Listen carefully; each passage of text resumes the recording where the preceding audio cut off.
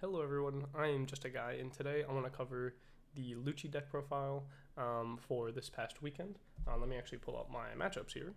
So, I played 3 different treasure cups. The first day, I think, is the day that I did the best. I went 4-1, and round 1 I played against Purple Luffy. I lost the die roll, and I ended up losing because he just played out perfect curve, and he actually resolved double Magellan, which made it so that I could never play Jack profitably, or Tenzon, which is like, it's fine, but it's not like the end of the world. But yeah, that matchup is just really difficult, especially if they win the die roll. Um, and there was also a turn where I made a really crucial misplay where I think I could have double cleared like 2 smaller bodies, but instead I tried to KO a tall body, and I did the math incorrectly and I couldn't kill it, so I threw.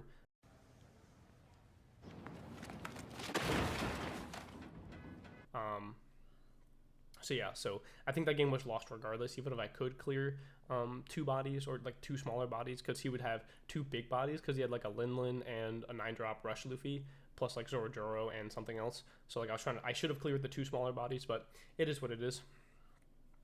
And then I played against Blackbeard in round 2, and I lost the die roll, but I won, and that's solely because my opponent was not experienced with Teach. So no shade to him, but I believe that there was just a skill diff there.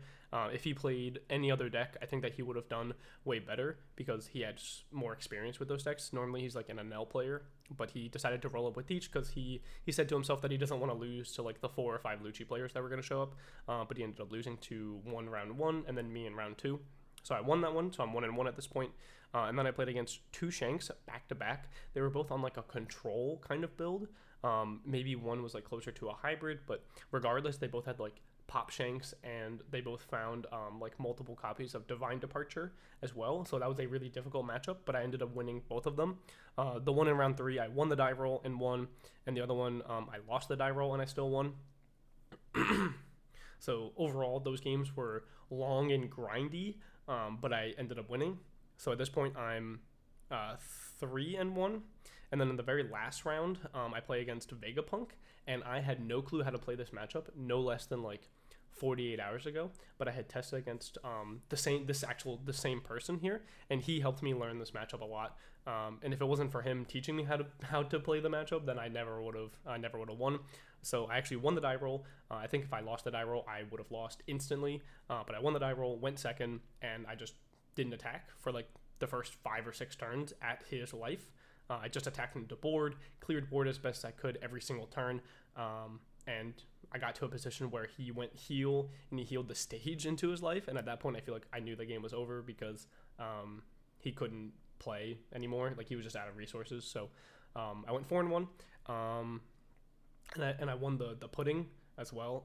I got second place, and we did like a raffle for the second copy of the pudding, and I told the guy in round 1, I said, hey, whoever wins this is going to win the whole thing, and whoever loses is going to get second. And that's exactly what happened. I lost to him, and he went 5-0, and then I went 4-1. I got second, so that came true, rather. I can't words tonight, I'm sorry. But day 2 was way worse for me. I just got really unlucky, I think. I played against Purple Luffy, and I actually won the die roll, and I went first, and I just steamrolled. I won. And then round 2, I played against Anel, and like I said, I thought I had this matchup solved, especially since I actually put in the 3rd Tenzon, and I lost because he goes for game in a position where I had 2 different lines, and at the end of the day, it didn't matter because he had the answer to both lines, and he ended up swinging like 5, I think, with lead, and I literally have 0 counter in hand, and I had to take my last life because he went like extra tap my blocker, my Rebecca, and then he goes swing 6k with Shirahoshi with his last set of Dawn, and then I just died. So that was it. And then I played against Marco, and I lost because he's playing like a control variant, so he goes like into Beckman, into Rayleigh, into Sanji and Rayleigh, and then I just died. There's no way I can ever win that. And then my last round opponent was Red Green Smoker, and I won that. Well, he didn't actually want to play, but I think we're actually very favored into that matchup, so I felt confident. I feel confident saying that I would win that if we did play. And then the third day, I played against Shanks back to back again. So I played against 4 Shanks collectively this whole weekend, and I beat all of them.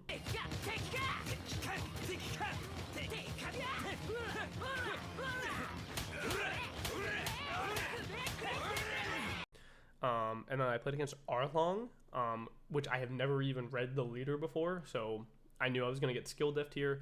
And I basically lost the die roll. Even though I won the die roll, I just chose to go second, so I didn't know what I was doing. So I lost because he goes first, and he plays 3 Kikanojo, the one that says if it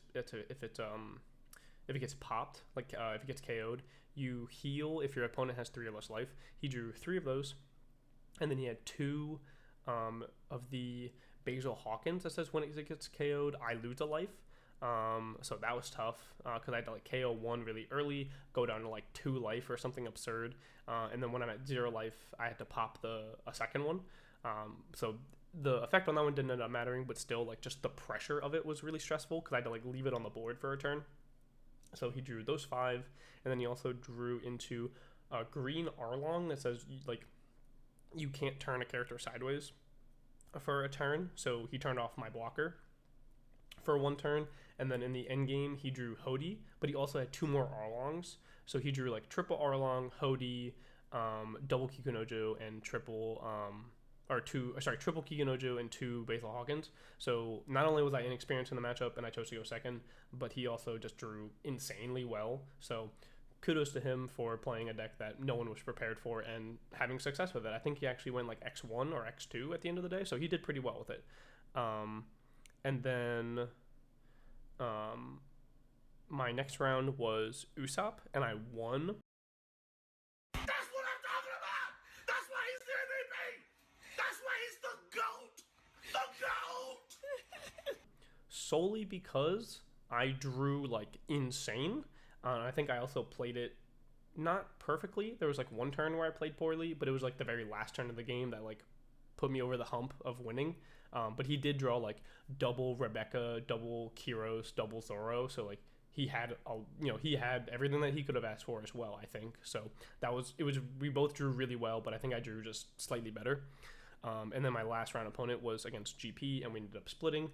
We actually played out the game though, and it was really close, but I ended up losing. So all in all, I went like 9-4, not including the game that I split. So it's like a 69% win rate. So yeah, so let's get into the profile, and I can show you the differences in the list, because I think I changed like 2 cards collectively between each of the days, because I wanted to like try out different things, but the general core of the list was the same. So those were my results, and let's take a look at the list. All right, so let's move on into the deck profile. So this list was the list that I used for day 3, and I believe that this 50 was actually my favorite out of the 3 days. And then I'll talk about day 2 and day 1. You could argue that the first day that I did was better because I went 4-1 versus 3-1 my last day, but regardless, let's see what I played on the very last day, and then I'll show you the differences between day 1, day 2. So I have them kind of already pre-organized. Let's start off with the really straightforward part being the 2Ks, only 8 being the 4 Khalifa and the 4 Husus. We're playing this because we're still playing the CP engine, because I believe that is the best engine to be playing, and also that these 2 offer the most versatility in terms of their actual effects that they can do, like Khalifa cycling your hand and minusing something. The minus did come up, and the cycling also came up, and then the Husu being an emergency pop came up once, I believe, the whole weekend, and then the trigger also came up once, but so did the Tempest Kick trigger as well. I believe it came up against like a Vegapunk, I think, where I triggered it to pop like a Lilith or something. So that kind of stuff, it does come up. It's just super infrequent.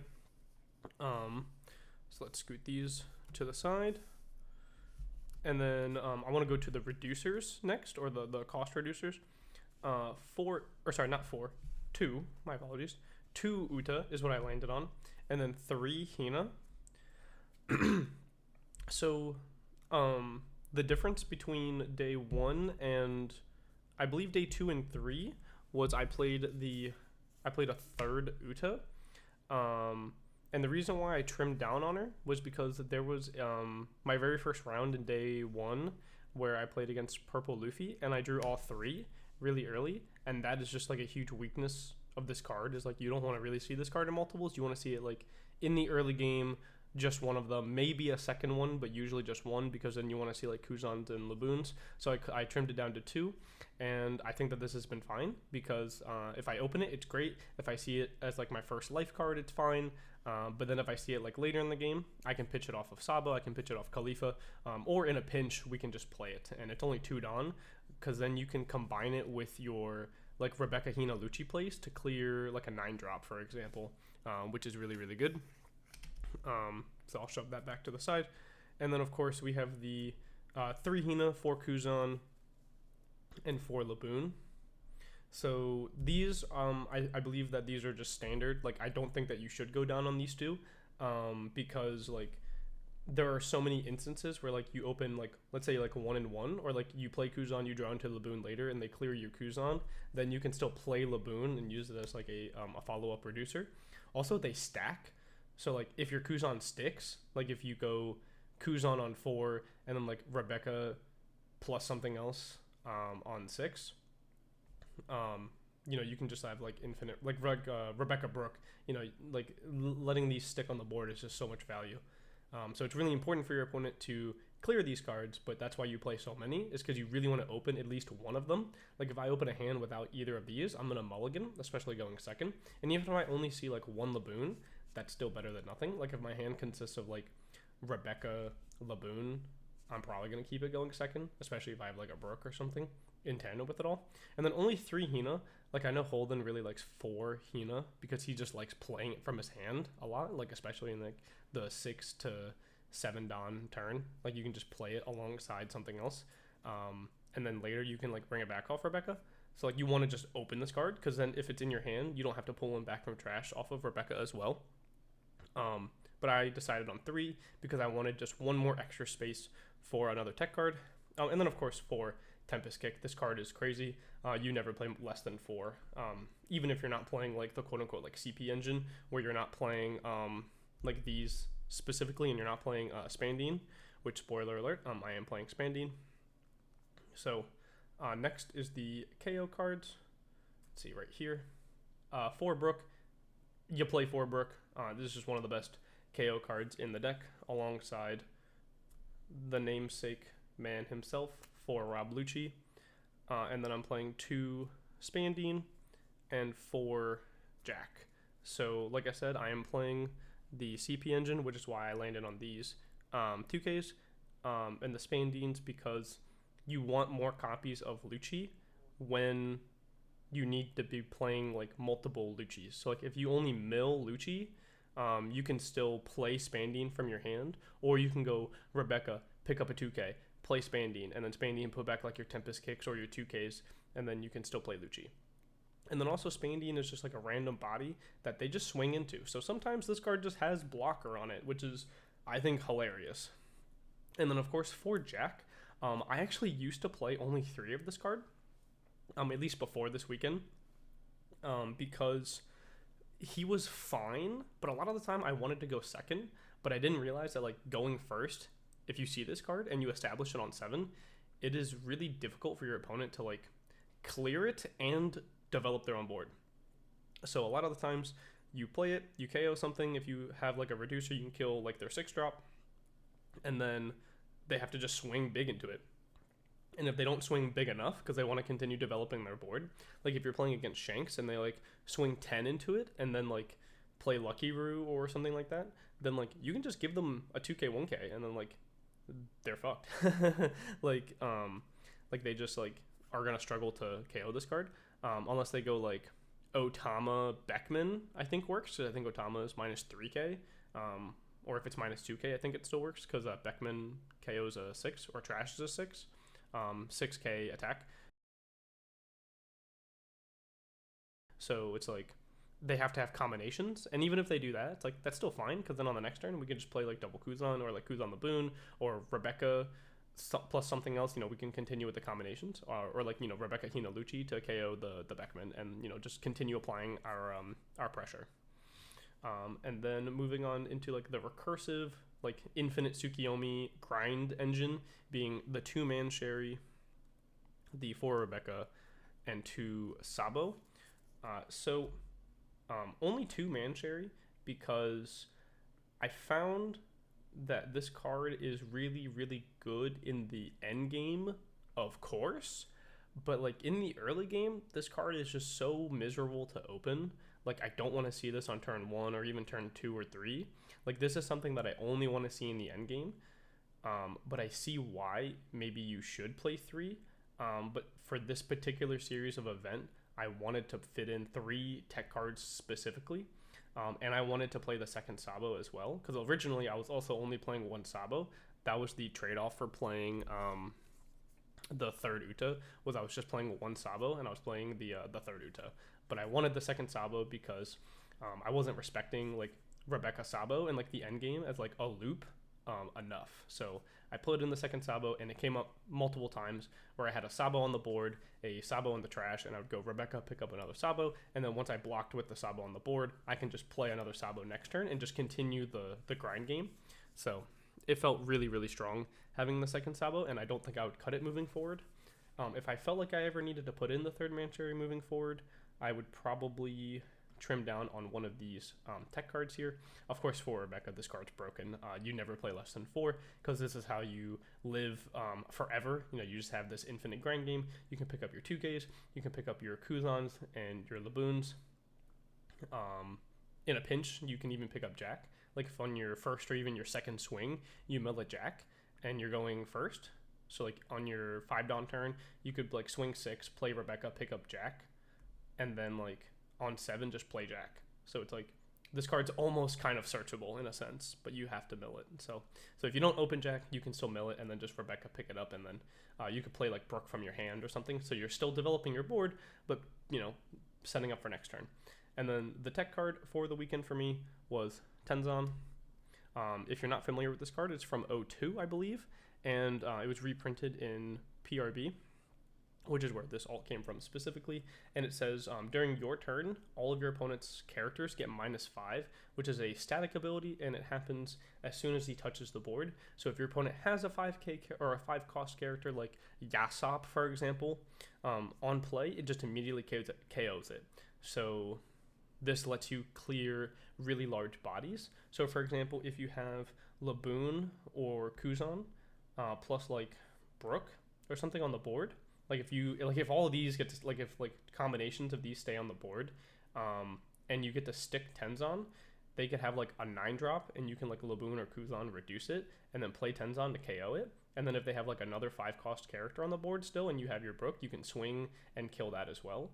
Also in future turns, you can just like play Tempest Kick or one of your reducers again, or like raw play Hina or Uta, and then combine that with like a Lucci and like double clear medium-sized characters. So this card is really, really important for making the endgame require less resources, because you play this, and now suddenly you don't have to play Rebecca Hina every single turn to KO a 7 cost character. You just need like Brook plus leader ability to KO it, or just Jack, for example. So I think Tenzan is really important for these decks that go really tall, really, really wide, because otherwise they can eventually outgrind you if you run out of cards if this card doesn't stick. So for example, this card was really good into Shanks, this card's really good into Anel, and I think it's actually pretty decent into like a Purple Luffy if we can play this in like a really particular spot, even though I feel like we're not really favored in a Purple Luffy if they go first. So I think all in all, I loved this list. It was phenomenal for the whole weekend. And the other change that I actually made at one point was, I think it was on day 2. I was still only playing 1 Sabo, but I still went down to 2 Uta. And I was playing, I put in the third Tenzan, because originally I was only playing 2. Like, I think the original list was like, I think it was something like this, where I only had the 1 Sabo and 2 Tenzan. And this is the list where I went or sorry, no, on day 2 I went like 2-2, I believe. And I was playing the third Uta still, and I put in 1 Sabo. And I didn't play against any Grape that day, so like this card didn't come up, and I actually only drew it the one time. And I just wanted to experiment with it as like a tech in tournament, because like I played with it outside of tournament a bunch, and I don't hate this card a lot. That's why I picked it up. But I didn't feel comfortable putting it on my list because I didn't think that there would actually be like infinite GP lists at my locals. I thought I would only play against like a few, and I thought that Tenzan would be like more than enough. So for the third day, like I said, I ended up cutting these and then putting in the Tenzan and the second Sabo.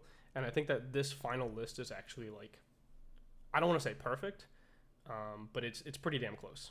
I think the only changes moving forward that I would make if I stuck with a list like this would be I would try to find a way to fit in the third Mancherry.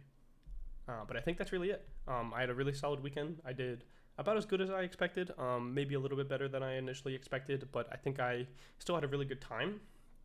And I think moving forward, cards that I want to experiment with are this new 7-cost Sengoku, because he says bring back Hina and bring back Kuzan from your trash, which that is just so much value. And plus he's a 1k counter, so we initially just have more counter in our deck now, and he's also a blocker. So like if we play him on 7 Don and we have 2 life, so like they just KO'd our Kuzan, we can play this, bring back the Kuzan, draw another free card, and we have a way to protect the Kuzan just by getting in a nice block. So I think this card solves some of the problems with the deck, but it can make some other matchups harder because we're likely going to have to cut like Tenzan, for example, to make this card fit. But then also just having more blockers in the deck, aside from Rebecca and Sabo, means that I don't have to necessarily counter out of everything, which is a huge weakness to the deck, is that sometimes you just die because you have no counter. So this is definitely a card worth experimenting with for sure, but I'm not 100% sold on it yet. But yeah, this was the list. If you have any questions about it, I would recommend watching Holden or the Flyest Raven for more content on this kind of style of deck, because he plays almost exactly the same list. I don't remember if he plays Tenzan or not. I think he actually just plays more copies of Mancherry, and there was something else that he plays more of. Oh, I think he does also play the third Uta, and he had another tech card that I cannot remember off the top of my head. But yeah, so he, Flyest Raven is where I got a huge inspiration from this, so huge shout out to Holden. Also a huge shout out to Elijah Quinby, because I got to test a lot with him, and he helped me kind of settle on this type of list and get a lot of practice in. So huge shout outs to them as well. And like I said, if you have any questions, I recommend leaving comments or going to Holden's channel, and I'll leave a link to his channel down below. And of course also Quimby, aka Elijah OP TCG Grinder as well. So thank you all for watching, and I hope that you guys have a phenomenal rest of your day.